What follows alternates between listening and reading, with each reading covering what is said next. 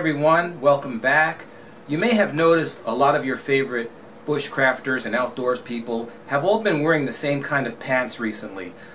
These pants are usually made in the UK or in Scandinavia. They're made of these high-tech NASA type fabrics which repel water.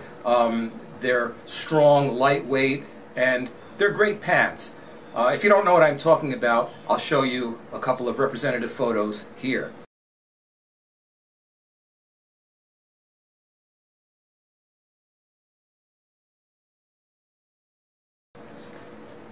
Now, the one problem I have with these pants is their cost. For me, they're cost prohibitive. They're between $200 and $400 depending on which manufacturer you buy them from, and I just can't afford to spend that kind of money on pants. Now, the real question is, do you need dedicated pants for enjoying yourself in the outdoors? Let me answer that question by going back to the history books to show you some examples of some of my favorite outdoor people and what they wore. This is a photograph taken in 1913, deep in the Amazon, of Theodore Roosevelt, former president of the U.S., he's on the left, and Cândido Rondon of the Brazilian army on the right. They're about to undertake an epic journey to explore the River of Doubt, which was a previously unknown river. Now, as a side note, if you guys want to read a phenomenal adventure story, River of Doubt by Candace Millard, that's Candace, M-I-L-L-A-R-D. Anyway, let's focus on the pants they're wearing. Roosevelt's pants, nothing special, probably went a little bit below the knee. He's got boots on. Rondon's pants just look like Sunday best. Probably a light wool material, very, very comfortable, very loose fitting, not a whole lot of pockets and nothing really fancy. This is the naturalist Jesse Shaver, and that's his wife next to him. He was a renowned ornithologist and nature explorer. They're on their way out on one of their adventures, and have a look at his pants. Now, he was a very tall individual, about 6'4", but again, just plain, simple wool pants. Finally, here's Warren Hastings Miller on his way out to do a little hunting, and again, the common theme, plain pants, lightweight wool. The only fancy thing is his watch fob there.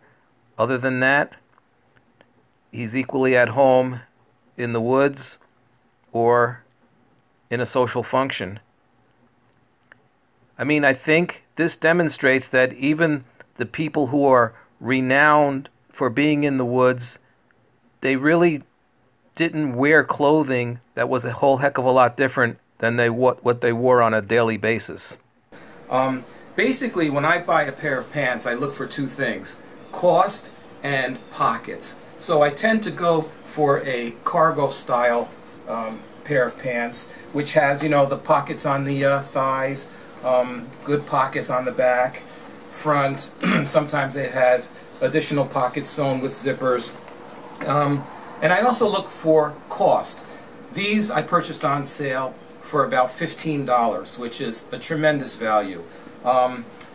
This particular pair of a very lightweight polyester cotton blend, so it's going to dry very quickly, and we're going to make a few modifications to it to just bring them up, not to the level of these, you know, wonderful outdoor type pants, but at least they'll be good enough to wear for maybe 2 seasons and give you a lot of protection out in the field.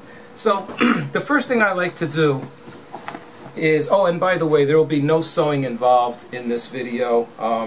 I think sewing is something that's best left to the professionals, and I'm not one of them. So here we go. First thing I like to do is add a grimlock to one of the belt loops. These are great to clip your collection bags to.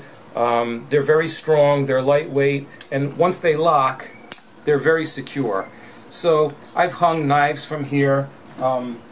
You can hang a fire kit. Just keeps the pockets free and adds a lot of utility. Next thing is the fabric itself. This pair is a synthetic blend, as I mentioned, but if it was cotton, it would be more of a hydrophilic type of fabric, meaning it would draw water into it. So you want to mitigate that as much as possible. So there are products on the market. This one happens to be made by Scotchgard. It's a fabric protectant, and what this does is it adds an element of water resistance to the pants. So I'm just going to give this a little bit of a spray here. Turn it over. Make sure when you buy this, and again, there are a lot of different brands of this. I just happened to find this one. But make sure you get the one for fabrics and not for furniture or carpet.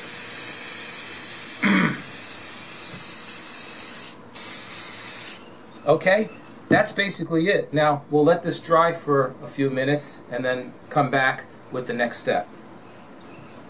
Our pants are now dry, so let's do the next step, which is optional.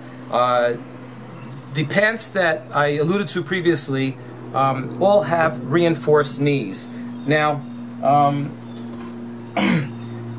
these are two pieces of ripstop fabric that I cut from an older pair of pants that were pretty much worn out, and they can be applied to the knees with a bit of fabric glue.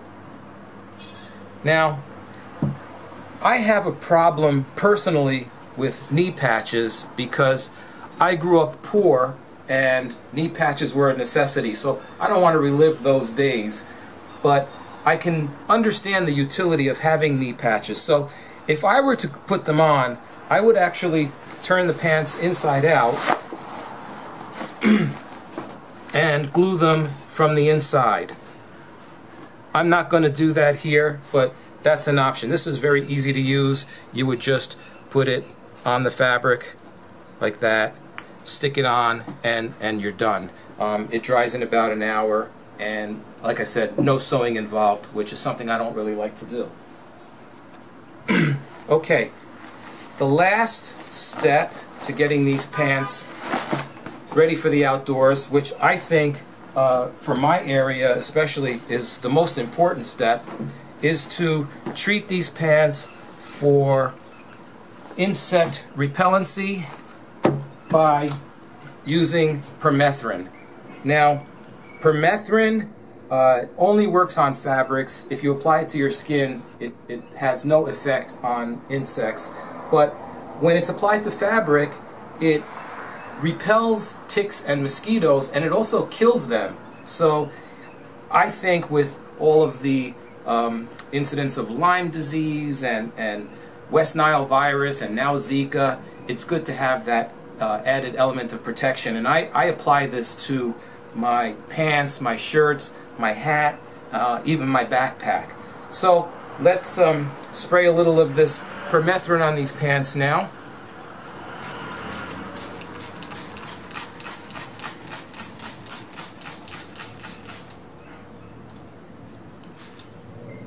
And we'll treat the other side and then let this dry.